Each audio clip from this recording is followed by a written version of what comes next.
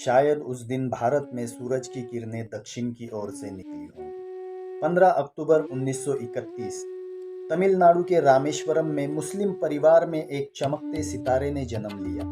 भारत को मिला वो राष्ट्रपति, वो वैज्ञानिक जिसने कमाया तो सिर्फ और सिर्फ प्यार और इज्जत, जिसकी जीवन की पूंजी बस एक ही सूटकेस में समा जाती थी, जिसकी simplicity, greatest thinking, positive mindset, vision और विनर्स एटीट्यूड से भरे व्यक्तित्व के सामने धर्म, जाति, समुदाय, पक्ष विपक्ष ये सारी बातें बौनी रह जाती। समंदर के ऊपर उड़ती चिड़िया की तरह उड़ना चाहते थे वो, आसमान के चमकते सितारों के संग बातें करना चाहते थे वो। जी हाँ, हम याद कर रहे हैं भारत के भारत रत्न, भारत के सबसे चहीते 11वें राष्ट्रपति, the missile man of India, doctor APJ Abdul Kalam sahab को उनकी जयंती विशेष पर।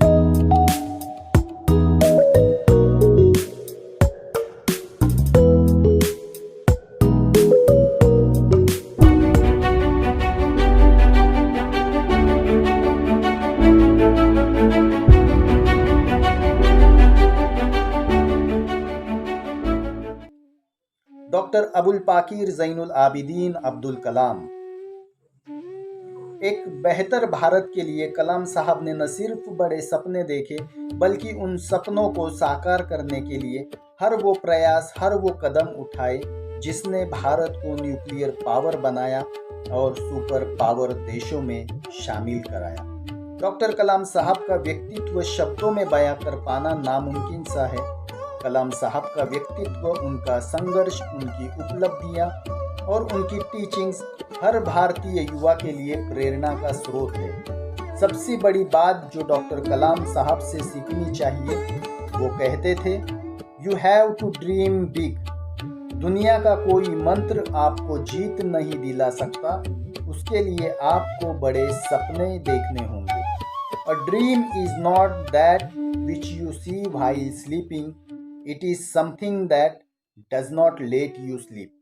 अगर आपको अपने ड्रीम या डेस्टिनेशन पता है और आप सक्सेसफुल होना चाहते हो, तो to succeed in life and achieve results you must understand and master 3 mighty forces, desire, belief and expectations. Doctor Kalam sahab ने अपने स्पीचेस में कहते, अगर सक्सेस चाहिए तो हर युवा को उसके फील्ड में, उसके करियर में यूनिक बनना चाहिए। And to become unique, the challenge is to fight the hardest battle which anyone can imagine until you reach your destination. Doctor Kalam sahab का भी सपना था एयरफोर्स में फाइटर पायलट बनने का। गरीबी और संघर्षों के साथ डॉक्टर कलाम साहब ने अपनी पढ़ाई जारी रखी। कभी इमली के बीज बेचे तो कभी ट्रेन से अखबार फेंके। फिजिक्स से ग्रेजुएशन के बाद डॉक्टर कलाम ने मद्रास इंस्टीट्यूट ऑफ टेक्नोलॉजी से एरोस्पेस इंजीनियरिंग की, लेकिन महज एक रैंक से उनका फाइटर पायलट बनने का सपना ही रह गया। डॉक्टर कलाम साहब ने 1960 में रक्षा अनुसंधान और विकास संगठन DRDO में बतौर साइंटिस्ट शामिल हुए और 1969 में डॉक्टर कलाम को Indian space research organisation ISRO में ट्रांसफ़र कर दिया गया, जहां उन्हें integrated guided missile development programme की अहम और बड़ी जिम्मेदारी सौंपी गई। और यही से आगाज हुआ the missile man of India, doctor APJ Abdul Kalam sahab का। Excellence happens not by an accident, it's a process.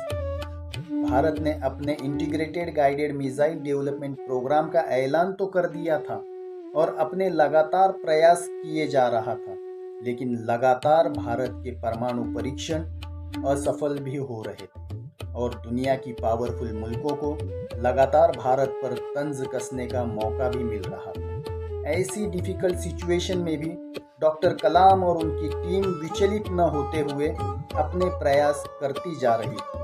Doctor Kalam कहते, failure will never overtake me if my determination to succeed is strong enough. और केवल 10 सालों में ही भारत ने अग्नि, त्रिशूल, पृथ्वी, आकाश और नाग जैसी मिसाइलें बनाकर उन पावरफुल मुल्कों को करारा जवाब दिया। सुपरसोनिक क्रूज मिसाइल ब्रह्मोस जैसी मिसाइलें भारत ने बनाई। भारत ने 1980 में पहला स्वदेशी सैटेलाइट व्हीकल SLV-3 का परीक्षण किया और उनकी टीम ने रोहिणी सैटेलाइट को पृथ्वी की कक्षा में सफलतापूर्वक स्थापित किया। डॉक्टर कलाम की ही ये देन है कि भारत ने हाल ही में चंद्रयान 3 का सफल लॉन्चिंग किया और चंद्रमा पर अपनी मोहर लगा दी। भारत ने 1998 में पोखरण में दूसरा सफल परमाणु परीक्षण किया, जिसमें भारत को न्यूक्लियर पावर और न्यूक्लियर वेपन वाले देशों में शामिल कराया। डॉक्टर कलाम साहब के योगदान के लिए उन्हें पद्म भूषण, पद्म विभूषण और 1997 में भारत रत्न जैसे सर्वोत्तम भारतीय पुरस्कार से नवाजा गया। जुलाई 2002 में डॉक्टर कलाम साहब ने भारत के 11वें राष्ट्रपति के रूप में शपथ ली। एस राधाकृष्णन और डॉक्टर जाकिर हुसैन के बाद वे केवल तीसरे ऐसे राष्ट्रपति हैं जिन्होंने राष्ट्रपति पद की शपथ लेने से पहले ही भारत रत्न का पुरस्कार प्राप्त कर लिया था। डॉक्टर कलाम कहते, humanity is the best religion, और अपनी पूरी जिंदगी डॉक्टर कलाम साहब ने देश की एकता, यूनिटी और देश को ताकतवर बनाने के लिए काम करते रहे। डॉक्टर कलाम साहब न सिर्फ साइंटिस्ट थे बल्कि वो एक प्रोफेसर भी थे।